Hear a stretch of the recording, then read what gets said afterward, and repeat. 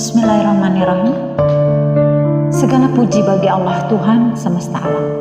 Sholawat dan salam kita haturkan kepada semua Nabi Allah, terkhusus Nabi terakhir kita Muhammad Sallallahu Alaihi Wasallam. Assalamualaikum warahmatullahi wabarakatuh. Hari ini hari ke-24 Jumadil Awal 1445 Hijriah, dan kita baca Quran Surat Al-Fatihah, Quran Surat Az-Zariyat sampai dengan Quran Surat Al-Qamar. Dan topik kita hari ini adalah ulama akhir zaman harus belajar dari Nabi Khidir alaihissalam. Dalam Quran Surat Al-Kahfi kita menemukan jawaban atas hadis yang menyatakan bahwa Dajjal melihat dengan satu mata. Dajjal buta pada mata kanannya, yang menandakan dia buta pada penglihatan internalnya, dan mata kiri melambangkan sisi eksternalnya, yaitu pengetahuan yang didapat dengan metode ilmiah. Ketika kita melihat lebih jauh tentang subjek ini dari sisi internal, yaitu bagaimana kita bisa melihat dengan mata batin, dan ini penting, kita datang ke peristiwa yang sangat terkenal ketika Nabi Muhammad berbicara tentang Nabi Musa alaihissalam dengan khutbahnya yang disampaikan di Bukit Tursina, yang kemudian salah satu dari kaum Bani Israel berkata, sungguh khutbah yang sangat luar biasa. Anda pastinya adalah seorang yang paling terpelajar. Kemudian Nabi Musa berdoa kepada Allah untuk bisa dipertemukan dengan orang yang paling pintar, dan Allah menjawab doanya dengan mempertemukan Nabi Musa dengan Nabi Khidir alaihissalam. Dan kita perhatikan bagaimana cara Nabi Khidir berurusan dengan Nabi Musa. Nabi Khidir menyuruh Nabi Musa diam, tapi ketika dia menenggelamkan kapal nelayan miskin, Nabi Musa sangat marah dan kesal. Mengapa saudara melakukannya? Dia nelayan miskin. Tapi apa yang Nabi Musa tidak ketahui? Karena dia hanya melihat dengan mata eksternalnya, sehingga dia tidak dapat mengantisipasi apa yang akan terjadi ke depan. Yang ternyata kemudian ada raja jahat yang merampas kapal nelayan tersebut. Kapal nelayan miskin yang tenggelam bebas dari perampasan raja jahat itu. Kemudian Nabi Shallallahu Alaihi Wasallam bersabda akan ada perbudakan wanita di akhir zaman.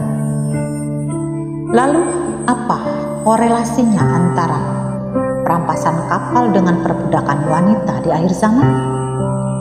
Perampasan kapal nelayan akan menghilangkan mata pencarian para nelayan, sehingga pada akhirnya banyak wanita bekerja untuk menopang kehidupan keluarga. Lalu, apakah sekarang perampasan kapal nelayan sedang terjadi? Apakah boikot produk adalah sunnah? Sedangkan prinsip perdagangan sunnah adalah perdagangan yang bebas dan aktif, perdagangan yang bebas dan adil, yang hanya melihat kualitas barang yang diperdagangkan, tidak melihat dari mana dan siapa pemilik barang dagangan tersebut. Jadi bersiap-siaplah akan pertanggungjawaban kelak bagi ulama-ulama yang melihat dengan sebelah mata.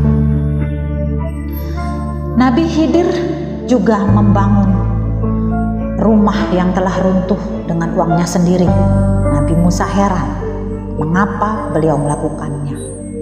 Kemudian baru beliau tahu bahwa runtuhan tembok itu adalah rumah milik anak yatim yang masih kecil, yang orang tuanya menyimpan warisannya di dalam tanah di sekitar runtuhan bangunan tersebut.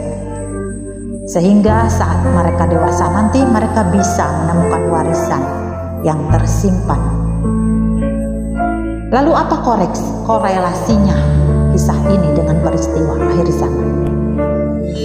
Saat ini ulama-ulama harus bisa mengantisipasi peristiwa uang kertas yang berada di ambang kehancuran, sehingga kita perlahan dan pasti telah beralih menggunakan uang digital. Dengan sistem uang digital saat ini, mereka bisa melihat berapa banyak uang saudara. Mereka bisa melihat akun saudara. Dan jika mereka tidak menyukai profil saudara, mereka akan membekukan akun saudara, dan uang saudara akan terkunci dan hilang tak tersisa. Karena sekarang kita mulai menggunakan satu mata uang universal yang pada akhirnya akan hanya ada satu bank di dunia, yaitu Bank Sentral Israel. Jadi, bagaimana kita mengantisipasi keadaan ini? Sekali lagi, ulama akhir zaman harus bisa melihat dengan kacamata internal dan eksternal. Uang sunnah adalah uang yang bisa dilihat, bisa dipegang, dan mempunyai nilai intrinsik, juga mempunyai nilai simpan. Jadi, saran kami supaya uang Anda, simpanlah uang Anda dalam bentuk emas dan perak, sehingga bisa disimpan dalam bunker, di dalam tanah seperti dalam kisah Nabi Khidir alaihissalam.